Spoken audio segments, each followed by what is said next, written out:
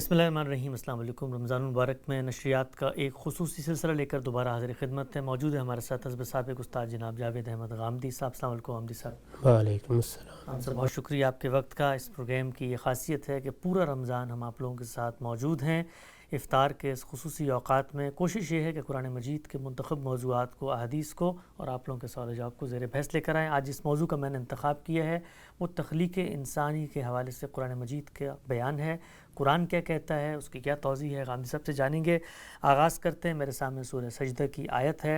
ارشاد فرمایا، وہی کہ جس نے جو چیز بھی بنائی ہے خوب ہی بنائی ہے۔ انسان کی تخلیق کا آغاز اس نے مٹی سے کیا، پھر اس کی نسل حقیر پانی کے خلاصے سے چلائی، پھر اس کی نوک پلک سنوارے اور اس میں اپنی روح پھونک دیا، اور تمہارے سننے کے لیے کان اور دیکھنے کے لیے آنکھیں اور سمجھنے کے لیے دل بنا دیے، تم کم ہی شکر گزار ہوتے ہو۔ سورہ سجدہ میں یہ بات زیر بحث آئی ہے۔ اس میں تخلیق کے مراحل بھی بیان ہوئے ہیں۔ ایک ایک مرحلے کو خود غام صاحب اپنی تفسیر میں کیسے بیان کرتے ہیں، مختصر توضیحی نکات کو میں پڑھ کے بھی آپ لوگوں کی خدمت میں پیش کروں گا۔ اس سے پہلے غام صاحب کی آیت کے مجموعی موضوع کے اوپر ہم آئیں اور اس کے اندر جو چیزیں زیر بحث ہیں اس کو زیر بحث لے کر آئیں۔ بیان فرمائیے گا کہ قرآن مجید نے جس طریقے سے یہاں پر تخلیق کے مراحل کو لوگوں کے سامنے رکھا ہے، بظاہر ہم یہ دیکھتے ہیں کہ بہت سائنٹیفک پریزنٹیشن ہے کہ پہلے یہ ہوا، پھر یہ ہوا، پھر یہ ہوا۔ مقصود کیا ہے؟ کیا کوئی سائنسی حقیقت بیان کرنا مقصود ہے؟ کیا کوئی ایسا مشاہدہ بیان کرنا مقصود ہے جو ہم لوگوں کے سامنے نہیں ہے؟ اللہ تعالیٰ اپنے علم کا اظہار کر رہے ہیں۔ کیوں بیان کی گئی یہ بات یہاں پہ؟ اس دنیا میں انسان کے لیے اس کے وجود کا مسئلہ ہی سب سے بڑا مسئلہ ہے۔ میں کسی چیز کی جانب اپنے وجود سے باہر متوجہ ہی نہیں ہو سکتا۔ سب سے پہلے میں کیا ہوں، میں کہاں سے آیا ہوں، میرا انجام کیا ہے، یہی چیز مجھے کچھ سوچنے پہ مجبور کرتی ہے۔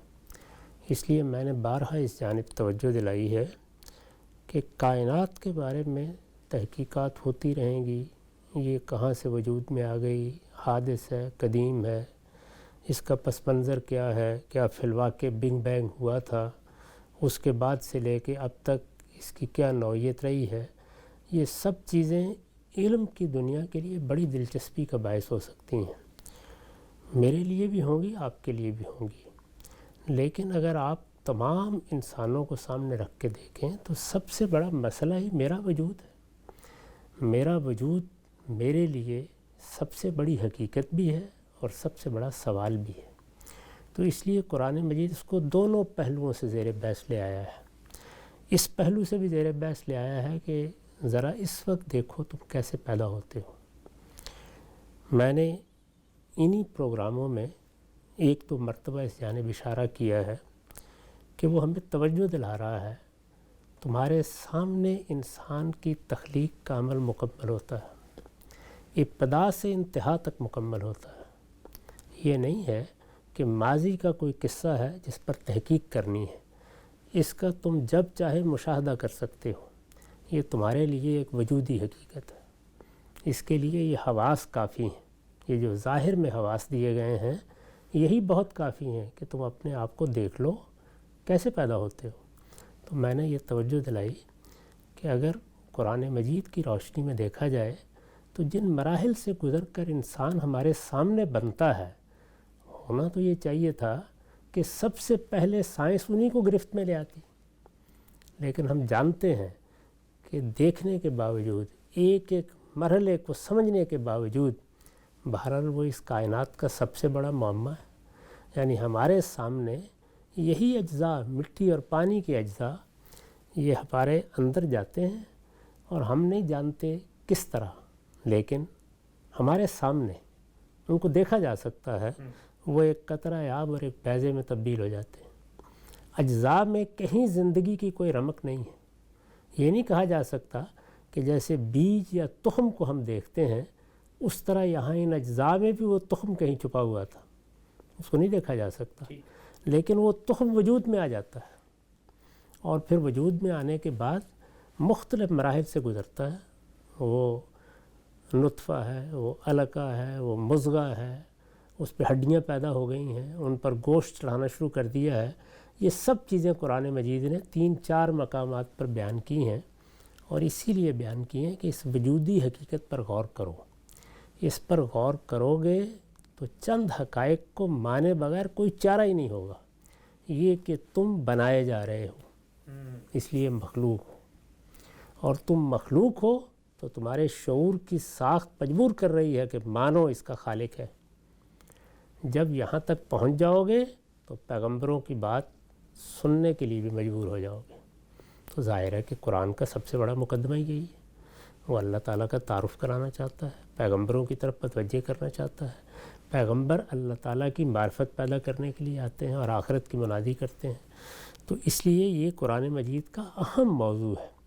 اسی میں ظاہر ہے کہ پھر ایک سوال پیدا ہوتا ہے، اور وہ سوال یہ پیدا ہوتا ہے کہ اس وقت تو ہم اس کو باپ کے نطفے سے، ماں کے بیضے سے، ماں کے پیٹ پہ بنتا ہوا دیکھتے ہیں، اس وقت تو یہی ہے جی، لیکن یہی بے جان اجزاء ابتدا میں کس طریقے سے روبہ عمل ہوئے کہ جس سے وہ ماں باپ بن گئے جن کے ذریعے سے اب انسان پیدا ہوتا ہے، تو اس سوال کو بھی قرآن نے پھر موضوع بنا لیا، اچھا، اس لیے کہ یہ اس کے اس بیان کا لازمی تقاضا ہے۔ اوکے، یعنی اگر یہ بیان قابل توجہ ہے اور یہ سب سے بڑی حقیقت ہے اور یہ وجودی حقیقت ہے جس کو سمجھا دیکھا جا سکتا ہے، تو پھر اس کے بارے میں پیدا ہونے والا سب سے بڑا سوال بھی یہ حق رکھتا ہے کہ اس پر گفتگو کی، جو کہ اسی سوال سے متعلق سوال ہے۔ اسی سوال سے متعلق، یعنی کسی چیز کے بیان کا لازمی تقاضا ہے، وہ آنا چاہیے سمجھ میں۔ تو پھر اس آیت میں جو آپ نے سورہ سجدہ سے پڑھی ہے، قرآن نے اس سوال کا جواب دیا ہے کہ اس وقت جو کچھ ماں کے پیٹ میں ہوتا ہے، یعنی باہر سے غذا کی صورت میں وہی اجزاء اندر جاتے ہیں، وہی عناصر اندر جاتے ہیں جن سے انسان بنا ہے، وہ اپنے اندر کوئی زندگی نہیں رکھتے۔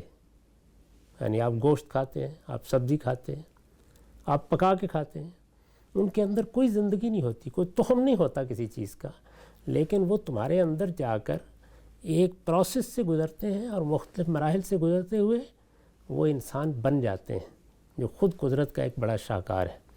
بننے کا عمل جس فیکٹری یا مصنع میں ہو رہا ہے وہ تمہارے سامنے پڑی ہوئی ہے، یعنی ماضی میں کیا جانا، پہلے اس کو تو دیکھ لو۔ تو اس کو دکھانے کا لازمی نتیجہ یہ ہے کہ اس سوال کا جواب بھی پھر دیا جائے۔ تو وہ سوال کا جواب قرآن مجید نے یہ دیا ہے کہ جو کچھ اس وقت ماں کے پیٹ میں ہوتا ہے وہ سب زمین کے پیٹ میں ہوا پہلی بار، اور جس طرح اب تم ماں کے پیٹ میں پرورش پا کے باہر نکل آتے ہو، اسی طرح زمین کے پیٹ سے بھی تم باہر نکل آئے تھے۔ یہ تمہاری پہلی تخلیق ہے، اس کے بعد یہ دوسری تخلیق ہے۔ تو یہ پوری بات اس وقت تک سمجھ میں نہیں آ سکتی جب تک جو کچھ ہم مشاہدہ کر رہے ہیں اور جو کچھ ماضی میں ہوا ہے اس کو ملا کر نہ بتایا جائے۔ یہی قرآن نے کیا۔ اس میں ایک اور سوال اب ذہن میں پیدا ہوا کہ پہلا مرحلہ تو میرے سامنے کی چیز ہے، اس کے بارے میں آپ جو بھی توجیہ مجھے دیں گے، قرآن مجید دے گا، سائنسدان دیں گے، میں آپ کی توجیہ کو علم، عقل، مشاہدے، تجربے کی بنیاد پر کم سے کم ویریفائی کرنے کے مراحل سے گزر سکتا ہوں، اس لیے کہ بچہ تو میرے سامنے پیدا ہوتا ہے، آٹا، گیہوں، چاول، گندم، دہی سب چیزیں کھا کر ایک بیضا نطفہ بنتا ہے اور اس کے اختلاط سے 9 مہینے میں بچہ پیدا ہو جاتا ہے۔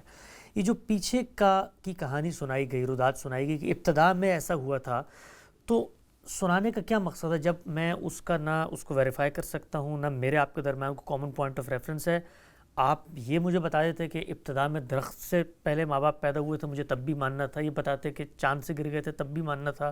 تو قرآن مجید نے جب یہ بیان دیا ہمیں، تو اس کا ہمیں اس وقت کیا فائدہ ہے؟ چونکہ ہمارے پاس تو اس کو ویریفائی کرنا یا اس کو علم کی صورت بنا کر ان لوگوں کے سامنے پیش کرنا جو تقریب پہ سوال کر رہے ہیں، اس کا تو کوئی چیز ہے ہی نہیں۔ یہ اس مقصد کے لیے بتایا ہی نہیں گیا۔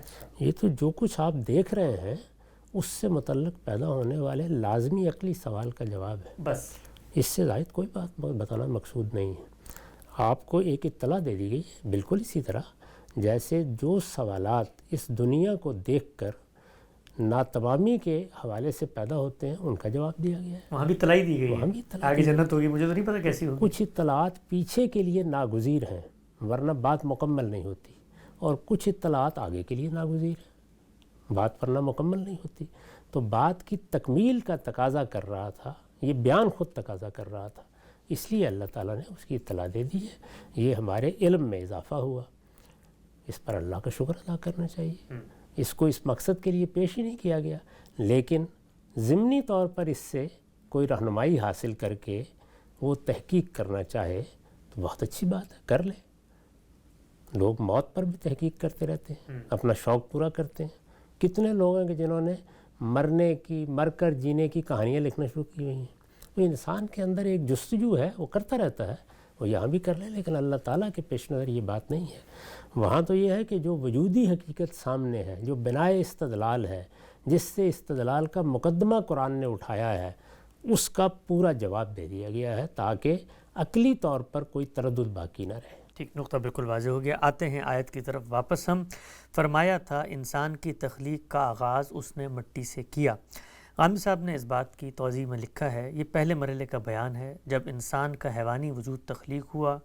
اس کے لیے وہی طریقہ اختیار کیا گیا جو انسان کی پیدائش کے لیے اب اختیار کیا جاتا ہے، اس فرق کے ساتھ کہ اب جو عمل ماں کے پیٹ میں ہوتا ہے اس وقت زمین کے پیٹ میں ہوا۔ چنانچہ مٹی کے وہی اجزاء جو غذا کی صورت میں ہمارے اندر جاتے اور حقیر پانی کے خلاصے میں تبدیل ہو کر اس عمل کی ابتدا کرتے ہیں جس سے انسان بنتے ہیں، اس وقت سڑے ہوئے گارے کے اندر اسی عمل سے گزرے، یہاں تک کہ جب خلقت پوری ہو گئی تو اوپر سے وہی گارا انڈے کی خول کی طرح خشک ہو گیا، جس کے ٹوٹنے سے جیتی جاگتی ایک مخلوق نمودار رہی جسے انسان کا حیوانی وجود کہنا چاہیے ہے۔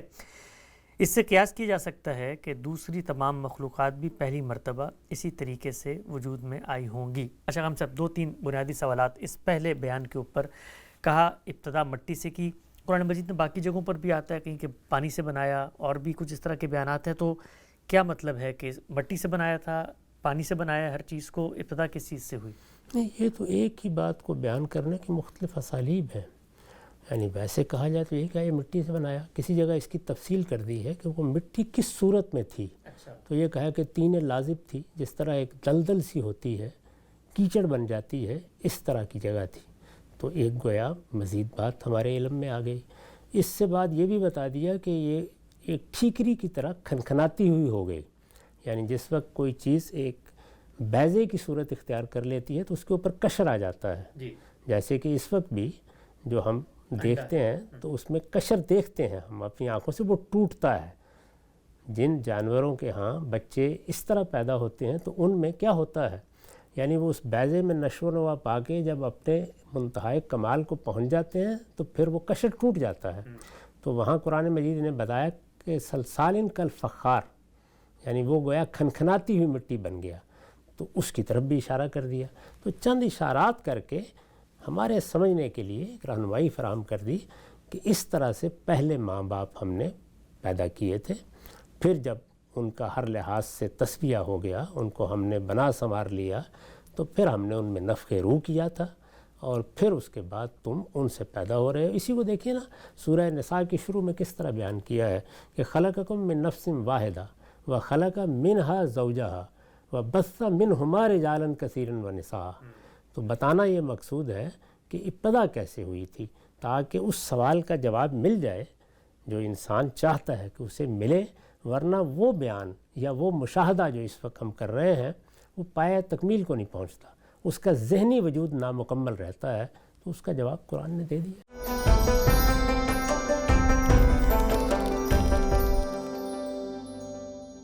اچھا خان صاحب، جو تخلیق اس وقت ظاہری بات ہے ہو رہی ہوتی ہے، ہم دیکھتے ہیں کہ ماں کے پیٹ میں ہمارا پورا کا پورا حیوانی وجود ایک درجے میں تخلیق کو پہنچتا ہے، پھر آگے قرآن مجید کے بیانات ہیں ان کو زیر بحث لے کر آتے ہیں، لیکن یہ عمل جو تخلیق کا ہے وہ ساتھ ساتھ انڈے کی صورت میں بھی تو جاری۔ اس طرح جانور ہیں، ان کے پیٹ میں پیدائش ہوتی ہے، انڈے سے بھی نکلتے ہیں، تو گویا اللہ تعالیٰ نے جو جس طریقے سے ابتدا کی تھی اسی کا ایک چھوٹا پیمانے پر ریپلیکا بھی ساتھ ساتھ تخلیق کے جاری ہے، انڈے سے بھی لوگ پیدا ہو ہی رہے ہیں۔ اس میں کیا شبہ ہے، دونوں طریقے رکھے گئے ہیں، اسی طرح جاری ہیں، تاکہ ہمارے لیے قیاس کرنے کے لیے کوئی بنیاد فراہم رہے۔ ہمارے علم کی بنیاد یہی ہوتی ہے نا، جو کچھ ہم وجودی حقائق کی صورت میں مشاہدہ کرتے ہیں اس سے پھر قیاس کرنا آسان ہوتا ہے۔ تو یہ قیاس ہی ہے جس کو میں نے بھی بیان کر دیا۔ ٹھیک، نقطہ بالکل واضح ہوا۔ اچھا ہم سب نے یہاں پر دلچسپ بات لکھی کہ جو پہلا وجود ہوا ہے یہ انسان کے حیوانی وجود کا اظہار تھا۔ یہ کیوں لکھا ہے انہوں نے؟ چونکہ آگے جو مراحل بیان ہوئے اس میں بتایا ہے کہ اس کی جو شخصیت ہے اس کو انسانی روح دی گئی، اسی لیے اس سے واضح ہوتا ہے کہ یہ یہاں پر حیوانی وجود تھا۔ اگلی آیت کیا اس کو پڑھ لیتے ہیں۔ قرآن مجید میں ہے، پھر اس کی نسل حقیر پانی کے خلاصے سے چلائی۔ اس کی توضیح میں غام صاحب لکھتے ہیں، یہ دوسرا مرحلہ ہے جس میں اس طرح بنائی جانے والی مخلوق نے اپنی نسل آپ پیدا کرنی شروع کر دی، چنانچہ وہی عمل جو زمین کے پیٹ میں ہوا تھا اب وہ ماں کے پیٹ میں ہونے لگا۔ یہ انسان کا وہ دور ہے جب وہ علم اور ادراک سے محروم محض ایک ناتراشیدہ حیوان تھا۔ تو ہم سب اب تک کی جو سٹوری قرآن مجید نے ہمیں بتائی ہے کہ ابتدا تمہارے ماں باپ کی کیسے ہوئی تھی کہ ان کو زمین کے پیٹ میں ہم نے پہلی جو صورت تھی، پہلا جو حیوان تھا اس کو وہاں پیدا کیا۔ اب وہ حیوان ہی تھا، اس میں شعور نہیں تھا، ادراک نہیں تھا، اخلاقی وجود نہیں تھا، عقل نہیں تھی۔ اس طریقے سے اس نے آگے اپنی نسلیں پیدا کرنی شروع کر دیں۔ یہ عمل اللہ تعالیٰ نے کیوں کروایا؟ اس لیے کہ تصفیہ کیا جائے، بتا دیا ہے یہی طریقہ پوری مخلوقات میں جاری ہے۔ یعنی اللہ تعالیٰ ابتدا میں جو چیزیں پیدا کرتے ہیں وہ پھر مختلف مراحل سے گزر کر اپنے آپ کو بناتی سنوارتی ہیں۔ یہ دیکھ لیجیے ہم نے جتنے پھل پیدا کیے ہیں، جتنی سبزیاں پیدا کی ہیں، دوسری چیزیں پیدا کی ہیں، ان سب کو اسی طرح سے پیوند کے ذریعے سے نشو و نما دی جاتی ہے۔ ان کی برتر نسلیں اسی طریقے سے پیدا ہوتی ہیں۔ تو یہ اختلاط آہستہ آہستہ ان کے تصفیے کا باعث بن جاتا ہے۔ اس وقت بھی حیوانات کی بہت سی نسلیں اسی طرح پیدا کی جا رہی ہیں۔ تو یہ بھی ایک مشاہدے کی چیز ہے، اسی کی جانب توجہ دلا دیجیے کہ جو کام ہم اب کر رہے ہیں وہی اس وقت بھی ہوا تھا۔ یعنی ایک لمبے عرصے تک ہم نے یہ موقع دیا کہ ان نسلوں کے اختلاط سے ہر لحاظ سے انسان درست ہو جائے۔ جب اس کا حیوانی وجود پایا تکمیل کو پہنچ گیا تو پھر جس طرح اب ہوتا ہے کہ ماں کے پیٹ میں نفخ روح کیا جاتا ہے، رسول اللہ صلی اللہ علیہ وسلم نے اس کی وضاحت فرمائی ہے ایک حدیث میں کہ کس طریقے سے 120 دن کے بعد نفخ روح ہوتا ہے۔ تو وہاں بھی کچھ نسلوں کے گزرنے کے بعد پھر 2 کا انتخاب کر کے نفخ روح کیا گیا، جن کو ہم آدم و حوا کہتے ہیں۔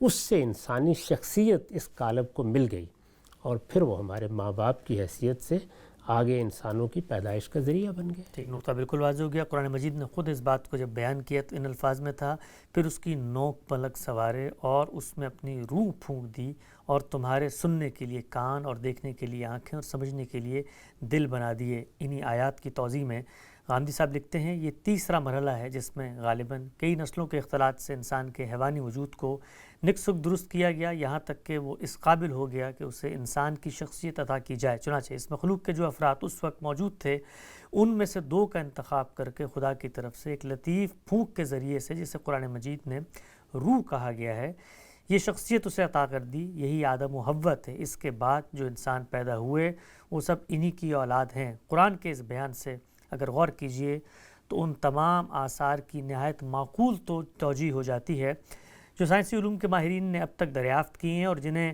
ڈارونیت کے علم بردار اپنی تائید میں پیش کرتے ہیں، اور اس طرح ان گتھیوں کو حل کرنے کی کوشش کرتے ہیں جو ان کے نظریے میں نہ پہلے حل ہوئی ہیں نہ آئندہ حل ہوں گی۔ اور یہ جو قرآن مجید نے کہا کہ نفخ روح ہوا ہے، اللہ نے اپنی پھونک ان میں پھونک دی، اس کی توضیح بھی غام صاحب نے اپنی تفسیر البیان میں کی۔ آپ لکھتے ہیں، یہ نفخ روح کا نتیجہ ہے جس نے بصیرت و ادراک سے محروم ایک حیوان کے اندر سم و بصر اور دل و دماغ کی وہ صلاحیتیں پیدا کر دیں جو تمام حیوانات کے مقابل میں اس کی وجہ امتیاز ہیں۔ چنانچہ اب وہ اس قابل ہو گیا ہے کہ اسے مخاطب کر کے کہا جا سکے کہ ہم نے تمہارے لیے کان اور آنکھیں اور دل بنا دیے۔ قرآن نے اسی بنا پر صیغہ غائب کو یہاں پہنچ کر صیغہ خطاب میں تبدیل کر دیا ہے۔ ہم سب قرآن مجید نے جو بڑی دلچسپ ایک پہلو کی بات ہوتی ہے جو بڑے لوگوں کو متاثر کرتی ہے، آج جس دور میں کھڑے ہو کر ہم اللہ کا یہ بیان پڑھتے ہیں وہاں پر ہمارے سامنے الٹرا ساؤنڈ کی وہ تصویریں بھی ہیں جس میں انسان کے تخلیق کے مراحل ہم نے دیکھ لی ہے، اور دنیا کے اندر چاہے نظریہ ارتقاء ہو، چاہے فاسلز کے ریکارڈ کا تجزیہ ہو، پوری کی پوری سائنسی روایت کی تھیوریز بھی موجود ہیں جس میں انسان کی تخلیق کی توجیہات کی گئی ہیں۔ لیکن کمال کی بات یہ ہے کہ یہ جو شخص کھڑے ہو کر بات بیان کر رہا ہے، جس قطعیت، جس ایذان، جس ایقان، جس یقین محکم کے ساتھ مراحل کو بیان کر رہا ہے، اس صورتحال کو بیان کر رہا ہے جس کو جاننے کا کوئی ذریعہ آپ کے پاس نہیں ہے، وہ تو آج سے 1400 سال پہلے ہے۔ تو 1400 سال پہلے کھڑے ہو کر عرب کے صحرا میں ایک شخص کائنات کے اتنے بڑے بڑے دلائل لوگوں کو بتا رہا ہے۔ قرآن مجید کے بارے میں یہ بجائے خود اس بات کی شہادت ہے کہ وہ کسی اور دنیا سے آیا ہے، وہ یہاں کے کسی فرد کا کلام نہیں ہے، کسی شاعر یا ادیب کی کتاب نہیں ہے، کسی محقق اور فلسفی کا نتیجہ فکر نہیں ہے، اس کائنات کے پروردگار کا بیان ہے۔ اسی وجہ سے اس میں یہ اذعان، یہ یقین ہم کو اس کے لفظ لفظ میں نظر آتا ہے۔ تو قرآن جب بھی کوئی بات بیان کرتا ہے، ماضی کے بارے میں بیان کرے، حال کے بارے میں بیان کرے، مستقبل کے بارے میں بیان کرے، اسی یقین و اذعان کے ساتھ بیان کرے گا۔ یہ لب و لہجہ خود بتا رہا ہوتا ہے کہ بیان کرنے والا کون ہے۔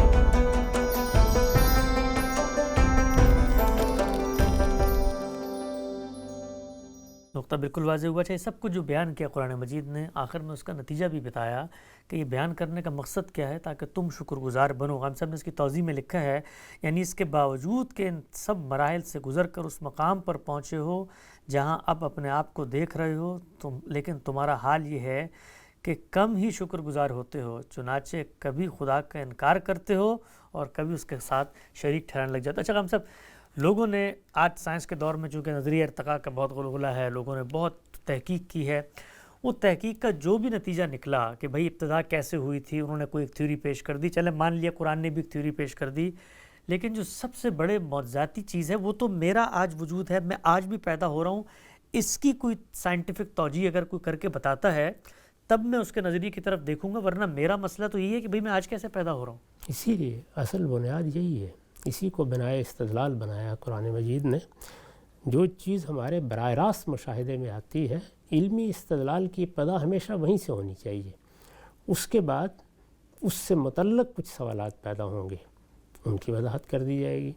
جب ان کی وضاحت کر دی جائے گی تو نظریہ پایہ تکمیل کو پہنچ جائے گا.